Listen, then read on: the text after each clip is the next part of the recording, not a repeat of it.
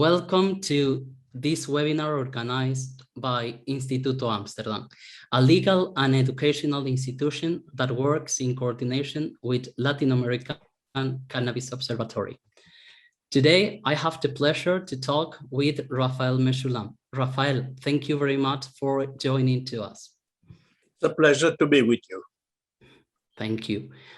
For those who don't know, Raphael Mechoulam is an Israeli organic chemist and professor of medicinal chemistry at the Hebrew University of Jerusalem in Israel.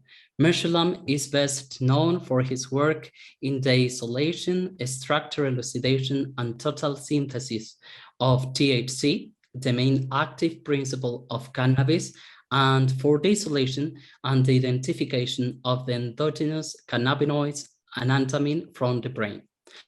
So, Raphael, you previously said that in the 60s, society wasn't interested in cannabis research. What made you interested in cannabis research at that time, and how did you begin? Well, I'm a medicinal chemist interested in natural products, in products that are produced by plants and products that are produced by the animal kingdom. And I was surprised to a certain extent to note that while the chemistry and pharmacology and clinical effects of morphine and cocaine were pretty well known, the same fields in cannabis were not well known. As a matter of fact, the structure of the active compound or compounds was not established. And so many of the other compounds which had not been either isolated or purified. So from a point of view of an academic chemist, I thought that it might be a good idea to go ahead and try to clarify this area, which at that time, in the Western world at least, was not well established. And not, as a matter of fact, when I asked for a research grant from the US National Institute of Health, they told me, well, nobody smokes marijuana in the US. When you have something more relevant, contact us. Well, at that time, they didn't have a single grant on cannabis. But a year later, apparently things changed, and cannabis, marijuana, became more used quite widely. And then somebody, apparently a senator, asked NIH what they knew about cannabis, because his son had been caught smoking marijuana, and he wanted to know whether it will destroy his mind. They didn't know anything. And then they recorded somebody, a young fellow, that was in 1962, a young fellow had to ask for a grant, so they sent their chief pharmacologist to Jerusalem. And at that time, we had already isolated THC in a pure form, and he took the world supply of THC, pure THC, took it with him to the US, and they started work on cannabis. And now, cannabinoid research since then has expanded tremendously. And NIH believes that marijuana is relevant to what's going on in the US and other countries. Yes, in fact, the interest now for cannabis is huge, and there are a lot of researchings about that. And I was curious because I have heard that your curiosity about cannabis as a healing plant led you to a police station in 1963, where you obtained your first sample, 5 kilos of hashish, to use for research purposes. So that's very brave of you. I think that's amazing. Now we couldn't do it. Well, yes. As a matter of fact, although cannabis was obviously illegal, like It was in just about every European state and probably in most of the countries around the world. When I asked the police to give me cannabis for research, and I was at the Weizmann Institute of Science at that time, the police were very open. They didn't ask too many questions. They gave me 5 kilos of hashish for research.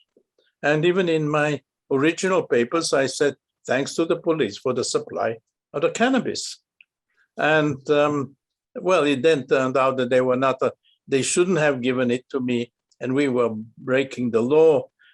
I should have asked the Ministry of Health, and both the police, the chief of police, and I should have gone to prison maybe. But the Ministry of Health said, okay, next time you go through us.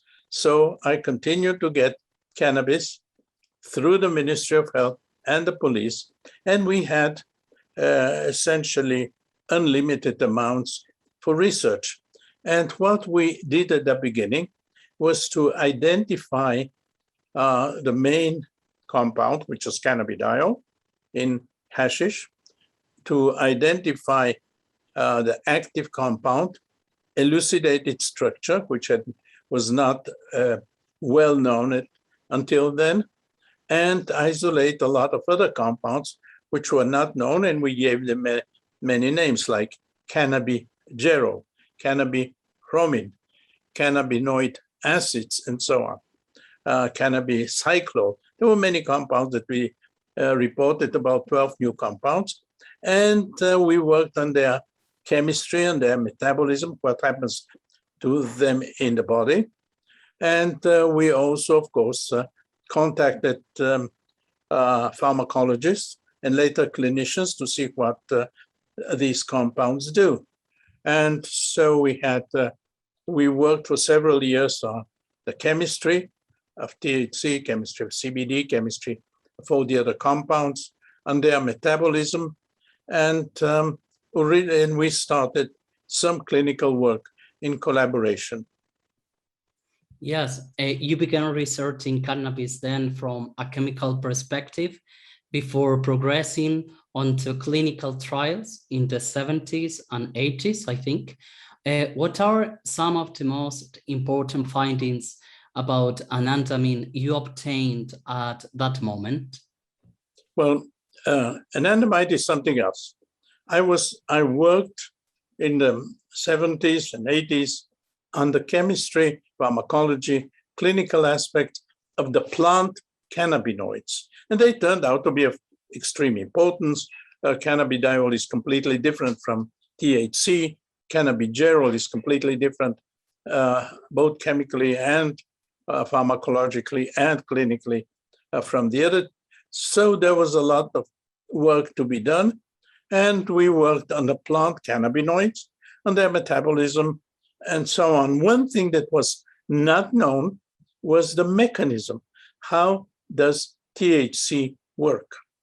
And there were a few mistakes in the literature, but ultimately it was established that there is a receptor. A group in the US found that there is a receptor for THC. Now, receptors in our body don't exist because they're plant products. Otherwise, we'll have millions of receptors. They exist in order to be to bind to compounds that our body, the animal body, produces. So as soon as it was found that there is a specific cannabinoid receptor, I decided to go ahead and look for the compounds that our body makes. And this is very complicated because our body makes very, very small amounts of these materials.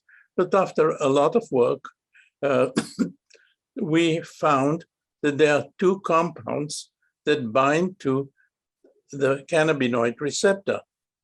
It's called CB1 and CB2. Now we know that there are 2 receptors, and these compounds we isolated and proved their structures and synthesized them, and so they could be people could do research on them.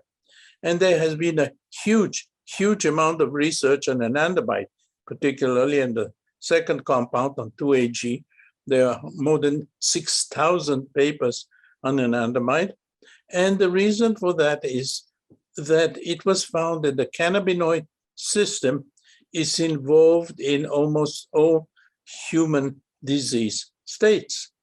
Now that is a very, very important discovery, which is based on work by many groups, including ours. Now, so people started looking for anandamide in all our systems, and therefore it has been of such great importance. Chemically, anandamide and 2-AG are completely different from THC. From a chemical point of view, THC is a terpene derivative, and anandamide is a fatty acid bound to an amino acid, completely different. Yet they have essentially the same, they do essentially the same thing. They bind to the receptors and they cause all the effects that we know from these receptors. Now, CB1 receptor causes the well-known effects of cannabis, changes in mood, changes in the way we think, and so on. I mean, cannabis, THC bind to CB1, and the effects are well known. Binding to CB2 does not cause all these things. Binding to CB2 is essentially therapeutic thing. When we have pain, our body makes anandamide, 2-AG. They bind to the CB2 receptor, and the pain goes down. So this happens in a very large number of therapeutic states, and therefore the major interest in anandamide and 2-AG from a physiological point of view. And do you think there are more receptors within the endocannabinoid system, or just CB1 and CB2?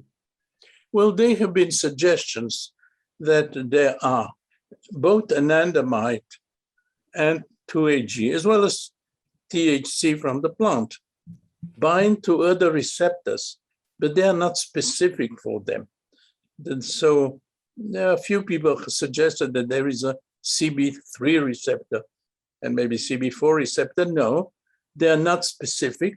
They bind to several receptors and they cause a few other things, but these receptors are not specific for the cannabinoids. We have two receptors in our body for cannabinoids, CB1 and CB2. Mm-hmm. And anandamide, for example, what is the role of anandamide in the brain? You said before that it controls or down the pain. And what more could you say about that role of anandamide in our brain? Well, we and many other groups find a lot of activities of anandamide. Pain is something that has to do, which is well, if you wish, therapeutic. But anandamide is also involved in our mood, in our sleep, is involved in the way we react to what other people say. It is a very basic, very essential part of our personality, if you wish. And it is quite possible that the different levels of anandamide in different parts of the brain or in the body have to do with our personality. You see, we don't know much about our personality. Why? Are we all different? If you sit in a group with your friends, 10 or 15 friends, all of you will be different. Each one of you has a different personality, and we don't know why. I mean, we don't have the background. It seems that anandamide and closely related compounds of the same salt, maybe, I say maybe because this has to be proven, maybe they have to do with personality. Oh, that's very interesting. And I am curious about how do cannabinoids and anandamines happen to fit into the same receptor, considering that their structures are quite different? Well, receptors don't know chemistry. I mean, they haven't gone to university and haven't learned biochemistry, but they have a certain form. And THC binds to certain molecules, to certain atoms in the receptor. Now, chances are that a different compound, like anandamide in the case of THC, may have the same structure all over, the structure in not in chemical terms of the structure outside the chemistry. It may bind to the receptor, and therefore it binds maybe to the same part of the receptor or maybe to a different part of the receptor. But they have to, THC and anandamide are close to each other because both bind to both CB1 and CB2 receptors. And we think that cannabidiol might be a treatment in the future, according to research, but what it would be better, herbal cannabidiol or a synthetic one, or it doesn't matter? Well, cannabidiol, surprisingly, although very closely related chemically to THC, is completely different. It almost does not bind to the receptors. So in this respect, maybe one should not call cannabidiol a cannabinoid, if you wish. It is different. But to the surprise of many researchers, including myself, cannabidiol has been found to be very active in a huge number of disease states. We found, in collaboration with my colleagues in South America, in Sao Paulo, we found way back that cannabidiol acts on epilepsy in mice. So we went and ultimately tested cannabidiol in human patients, that nothing was helping them anymore. We had 16 patients. Half of them got a placebo and half of them got large doses of cannabidiol, almost 200 to 300 milligrams a day of cannabidiol. And they had no attacks. Most of them had no attacks. Previously, they had many attacks, almost every day. Here we found that half of these patients had no attacks, or almost no attacks. The other half had less attacks. So we thought, well, here we have a compound, cannabidiol, which is not toxic, which does not cause many side effects, which can be used in epilepsy. But the companies were not interested. They were afraid to have a stigma. We are making money out of an illicit drug. So the companies did not bother for nearly 35 years. And then our research was done in 1980. It was published in 1980. And about 10, 12 years ago, parents that had children with epilepsy learned about our results, went to a state in the US, one of the states where cannabis could be bought legally, and started giving the cannabis with a lot of cannabidiol, and they saw that, well, indeed, it lowers epilepsy. So a British company, GW, took upon itself to do a large study. Our study was small, on 15 patients. They did it in several hundred patients. And yes, the results were very positive. So now cannabidiol is an approved drug for certain types of epilepsy. Now, why did we have to wait for 30 years? I mean, cannabidiol could have helped hundreds or thousands of patients, in particular children, with epilepsy. Well, but this is what happened. Now, cannabidiol has been found to be active in a lot of inflammation diseases. It has been found to be active in schizophrenia, in depression, in anxiety. So it has not been approved for these effects, for these disease states, but chances are that it will be approved. We don't know the exact mechanism of cannabidiol action. It is not through the cannabinoid receptors. Cannabidiol binds to several receptors, but something is missing there. But nevertheless, it is a very, very useful compound, and it does not cause addiction. It does not cause any side effects, and chances are that it will be approved by many ministries of health in many countries, I believe. It is very interesting because last week we had here with us Adi Aran, that is from Israel too, and he was talking to us about the application of this of cannabis for autism and epilepsy, and I really think that it could be something that should be approved to avoid so much suffering for those people that have. Well, not only for epilepsy, I hope it will be approved for anxiety, maybe depression, and we badly need new drugs for depression and schizophrenia. Now, a German group, quite a few years ago, showed that high doses of cannabidiol are excellent in schizophrenia.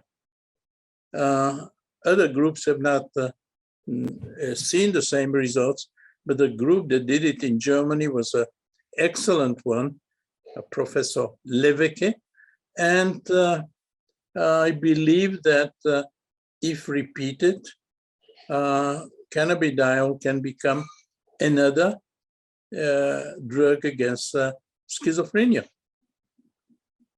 And does Israel apply these treatments for people, like when they have depressions or schizophrenia, or they haven't been proved yet? Well, in Israel, there are about 70,000 patients that get medical cannabis for a variety of disease states. Medical cannabis is not one of the drugs, but these are extracts. And these extracts approved by physicians and the Ministry of Health, and they can get medical cannabis of various types. Medical cannabis with a lot of cannabidiol, medical cannabis with a lot of THC, or medical cannabis with 50-50 THC cannabidiol. Most of them get it for pain. It lowers pain, and it also, when given together with opiates, with morphine, lowers the amount of morphine that has to be administered. Now that's important because morphine is a dangerous drug. If somebody takes morphine above a certain amount, he can die.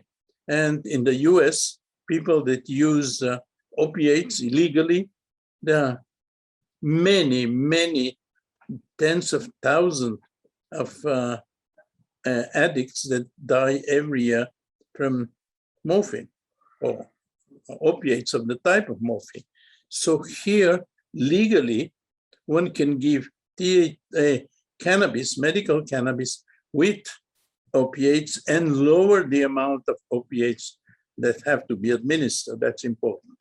Cannabis or cannabidiol or medical cannabis, because the patients in Israel get medical cannabis, is given mostly for pain, also for some gastrointestinal diseases, for some inflammatory diseases.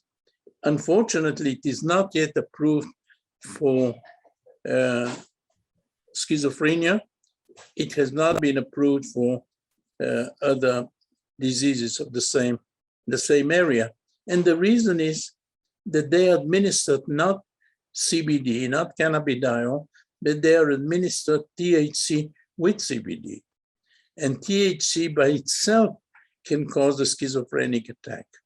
As soon as cannabidiol is available as such, as a pure compound, I believe that it will be administered for schizophrenia, approved and administered.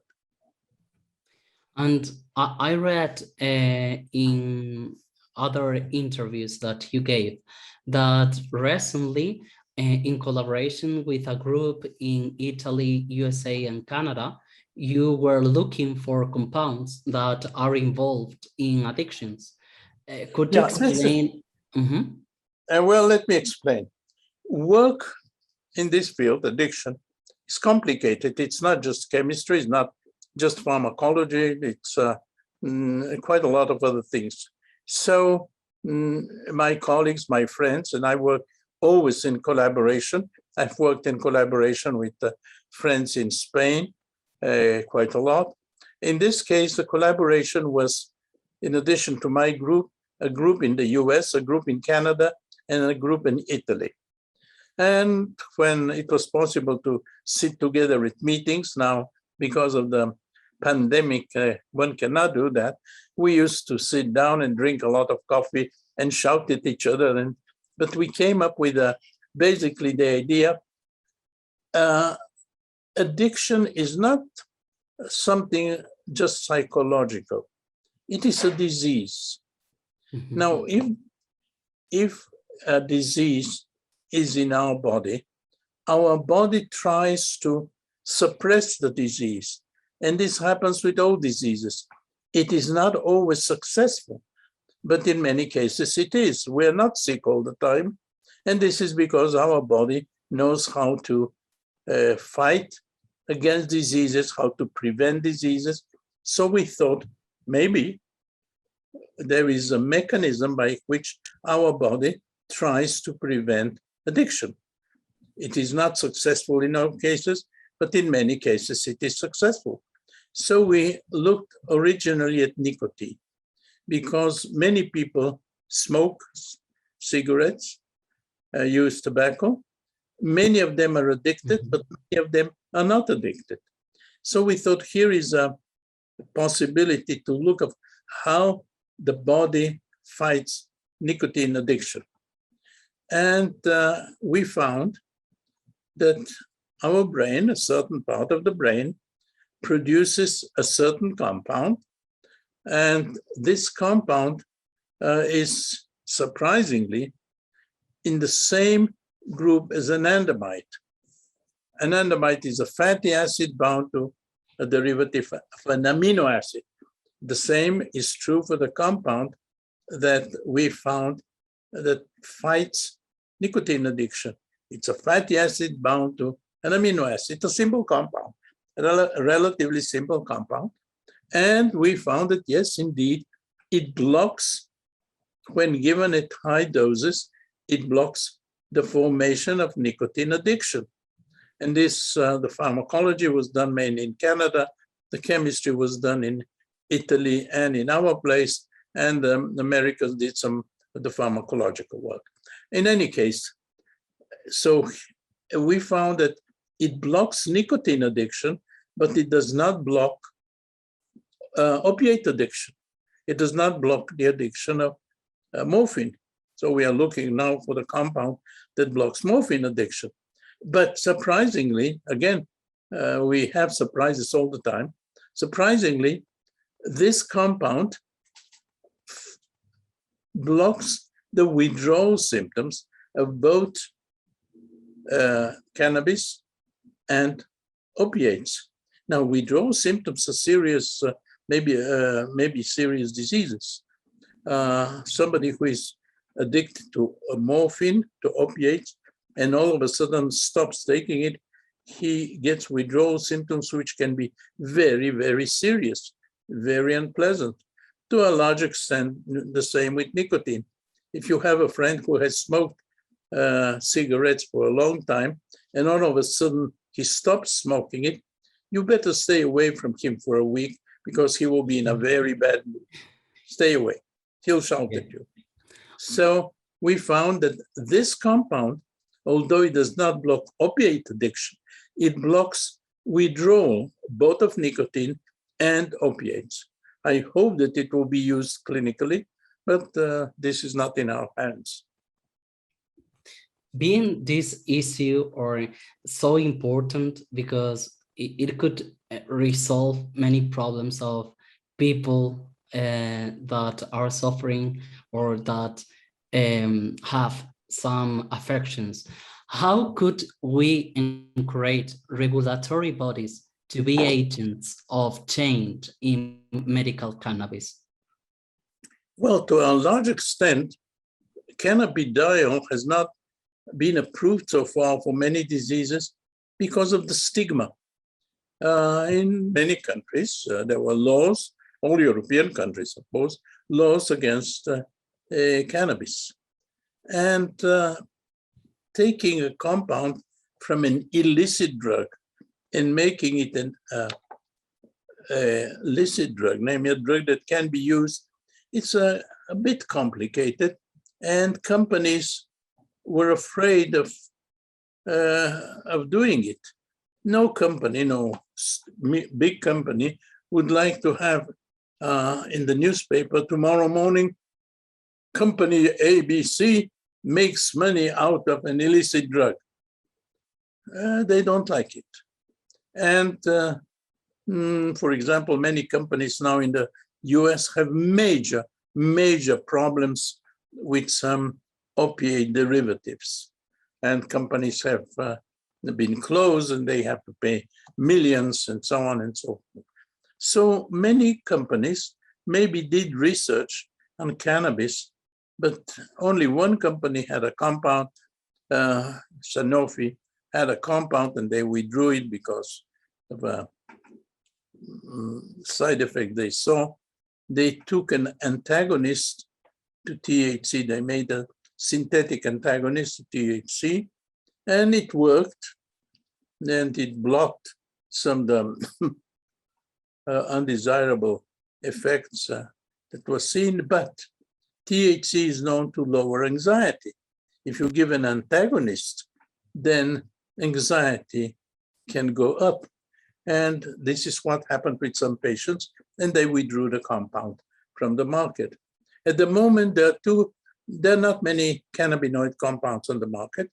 Cannabidiol, as I said, is approved for epilepsy. THC is approved for vomiting after cancer chemotherapy, and maybe for a few other things. There is a synthetic compound which works like THC and is also given for the same reason, but they are not major drugs. At the moment, the cannabinoids are actually minor drugs, except for cannabidiol, which is given for epilepsy. Chances are that it will become a major drug. Maybe, I just say, maybe we shall see derivatives. Cannabidiol acts at high doses. One has to give a child high doses, 100 milligrams of CBD, quite a lot. Maybe it will be possible to synthesize compounds and then give smaller amounts of this synthetic compound and see the same results. Now, most of the drugs that we have on the market today, not in the cannabinoid field, in all fields, many of the drugs that we see are natural products which have been modified. If penicillin, for example, you cannot buy penicillin, you can buy a derivative of penicillin. Or corticosteroids, is a hormone we produce. You cannot buy cortisone, you can buy derivatives. you see the plant or the body or the fungus, they do not make compounds for us. They make the compounds for their use. So we have to change these compounds so that they will be suitable for human use. And I believe that in about 5-10 years, we shall see quite a lot of cannabinoids on the market, because we know that cannabinoids, particularly of the cannabidiol type, act very well in a huge number of disease states. We have seen, for example, that cannabinoid acids are quite useful. You see, the plant does not produce cannabidiol or THC. The plant produces a precursor, a compound which is not stable and breaks down to cannabidiol or THC. These are the cannabinoid acids. And we have looked at the activities of these acids, and one of them is very, very strong against pain. Maybe it will be introduced as a compound of this type, or in something else, who knows, maybe in anxiety, maybe in depression. So are you optimistic 10 years from now about the legalization or approval of these treatments? Well, here we have two different things. One of them is approval of the drugs. Drugs, I mean, cannabidiol and things like that, which have been tested in human patients according to regulations, to government regulations. And if it is tested and it passes all these tests, it can become a drug. I'm not speaking of recreational cannabis, which is something completely different. Recreational cannabis, each country has to decide, populations have to decide whether they want or they do not want recreational cannabis. I'm speaking only of the medical side, and I'm very optimistic about the medical side. And do you see the very limited use of cannabinoids nowadays in medicine as the result of their intrinsic medicinal value, or just because of the restrictions surrounding them? Because I've known scientists that are against the treatments with cannabis. So what do you think about? Well, obviously, a lot of people know about cannabis. They know about recreational cannabis, and about 8 to 10% of the young people use cannabis, probably more. I don't know what's percentage in Spain, probably about 15%, I would think, of the young people use cannabis. The same is true in most of the Mediterranean countries. But this is recreational cannabis. Medical cannabis has to be used not as medical cannabis, which changes its contents on and off. This is not the way medicine works today. If you have some kind of sickness, you take a given amount of material. You're given, let's say, 50 milligrams of something, or 100 milligrams, or 1 gram of something, but you know exactly what you're taking. Medical cannabis is not the same, even if it comes from the same company. It can change a bit. So I doubt whether this is the best way of using cannabis as a drug. We should try to use cannabis as well-defined, either one compound or even mixtures. Maybe a mixture is fine. Maybe a mixture is better than one compound. Maybe a mixture of THC and CBD is better than CBD in certain cases.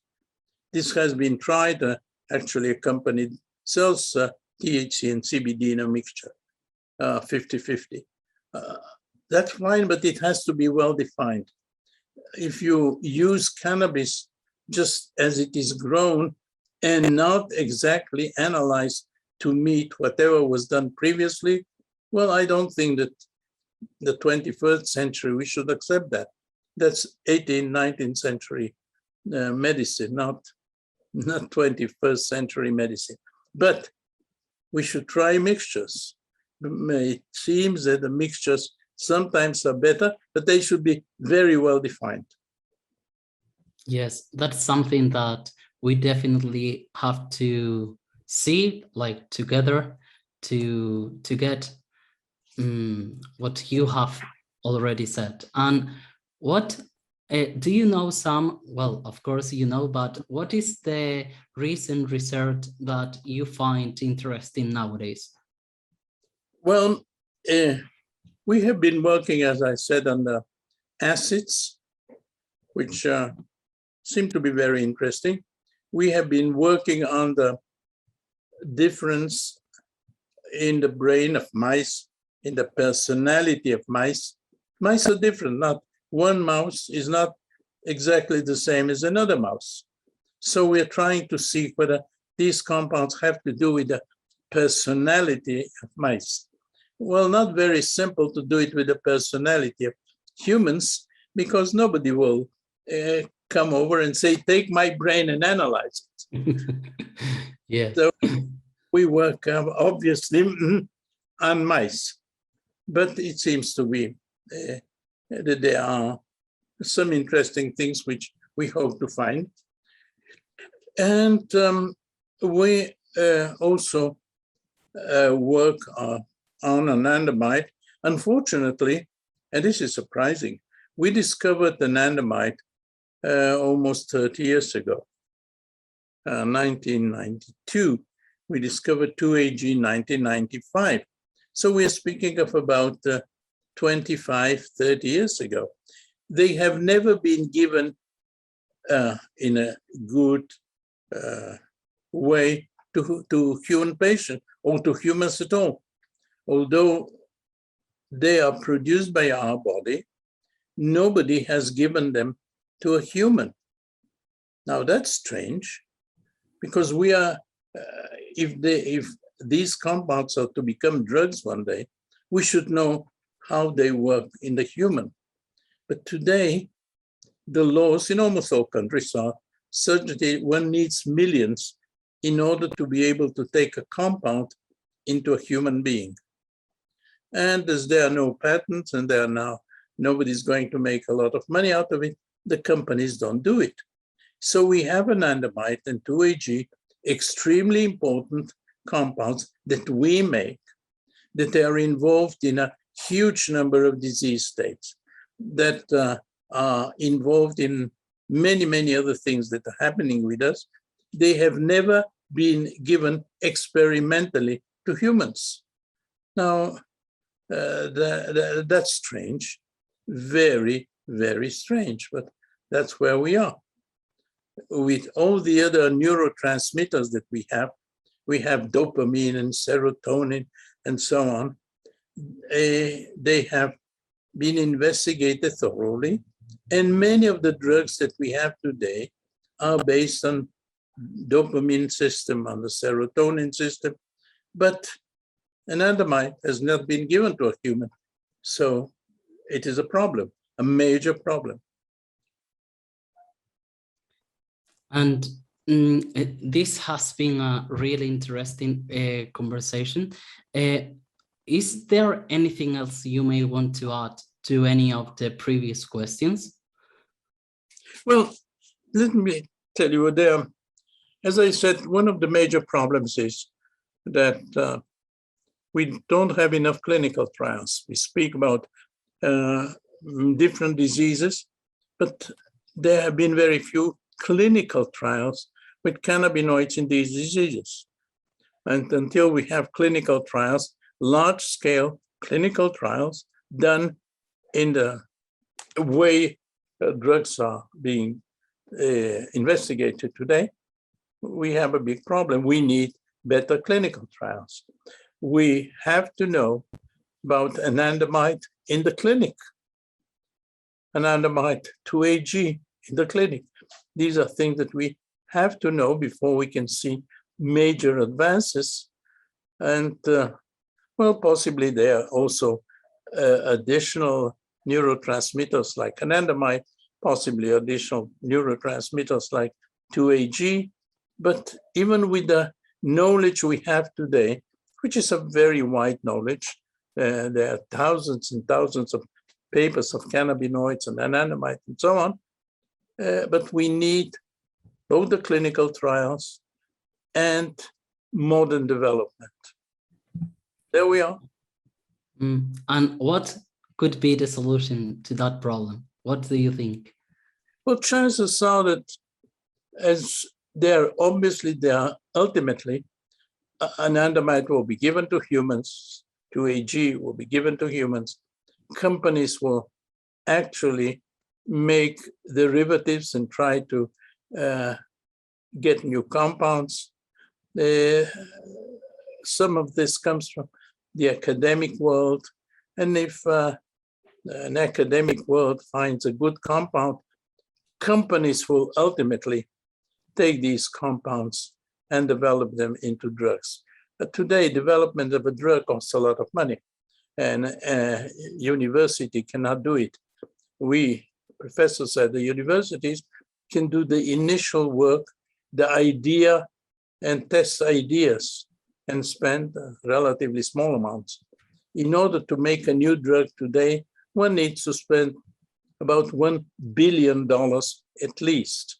So obviously this is something that universities cannot do, but companies can.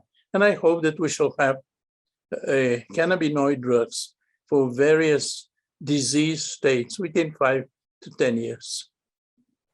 I hope that too, because it could be very helpful for people and patients. I have no doubt about it. We can have a lot of very, very useful drugs, because cannabinoids, except for the THC type of effects, which are not acceptable in drugs, they don't have side effects. They are not toxic. And one of the major problems of new drugs is toxicity and side effects. And we don't have high toxicity and we don't have side effects. So chances are that we shall have new drugs. And you're a young person, remember that in 10 years, think about our conversation and say, well, maybe Raphael Mechoulam said it in 10 years, we'll have many new cannabinoid drugs. Maybe he was right, maybe. I will count the years and I will tell you that moment. That's all then. Thank you very much again for joining to us. It has been a really pleasure to talk with you, and I hope we are able to have more conversations in the future to learn more from your wisdom and see if in 10 years we have got what you have already said. Thank you very much, Raphael. You are very kind. All the best to you. Bye-bye. The same. Bye.